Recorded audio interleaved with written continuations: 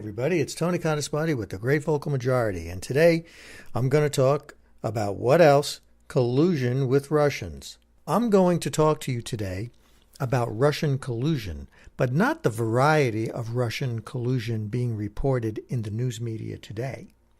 In 1991, the Soviet Union collapsed. In its wake, there was chaos as the nations comprising the USSR broke away. In Russia, the KGB's secrets were fully exposed. Issues which had only previously been suspected or rumored were finally resolved after many decades. Among some of the revelations found in the declassified KGB files were lists of names of Soviet spies in the United States. Literally dozens of Americans who were thought to have been falsely accused of being Soviet spies during the so-called McCarthy era were actually guilty of espionage. While these discoveries did not entirely exonerate Senator Joe McCarthy of his excesses, it did serve as proof of his suspicions and that they were well-founded. A few years after the KGB files were made public, the United States also released the Venona Papers, which confirmed that American intelligence was aware of the identities of spy networks uncovered by Senator McCarthy. Around the same time, in the late 1940s and early 1950s, Richard Nixon, then a California congressman serving on the House Un-American Activities Committee, or HUAC, made an accusation of treason that drew enormous outrage and anger from Democrats.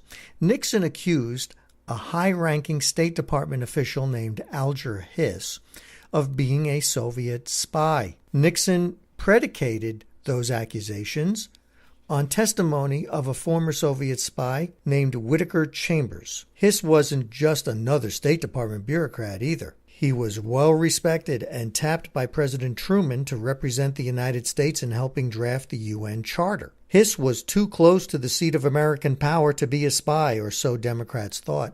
Democrats lined up to vouch for Hiss's patriotism and loyalty. Supreme Court justices and 2 Democratic presidential nominees swore to his loyalties. Nixon was never forgiven for this perceived slander, and bitterness over it fueled their pursuit of Nixon during the Watergate investigations and scandal 20 years later. But here again, declassified KGB files and the Venona Papers vindicated Nixon and not Hiss. Of course, this shouldn't be misinterpreted or misconstrued to mean that all Democrats are disloyal Americans. Of course not.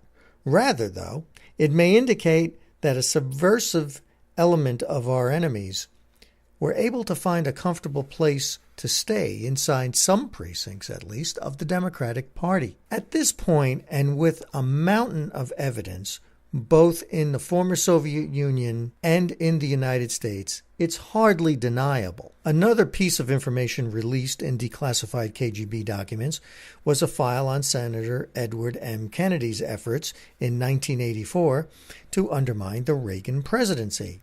The file, which I have a copy of and I will show here, in its original form in the Cyrillic Russian, also contains an English translation. Kennedy hoped to conspire with the leaders of the USSR and members of the mainstream media to cast President Reagan as a dangerously belligerent, even unstable president, while burnishing the images of the Soviet leaders at the time, Yuri Andropov, primarily. This is unequivocally treason and collusion by any definition.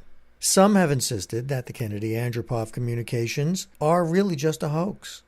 But this seems unlikely given the history of the Democratic Party as has been outlined here. And it's also shown the Democratic Party does have a willingness to be accommodationists to Russian power. So as we go through a current day iteration of Russian subterfuge, we would do well to remember where Russian agents have seemed to feel most at home in the past and where they most likely are finding a home today.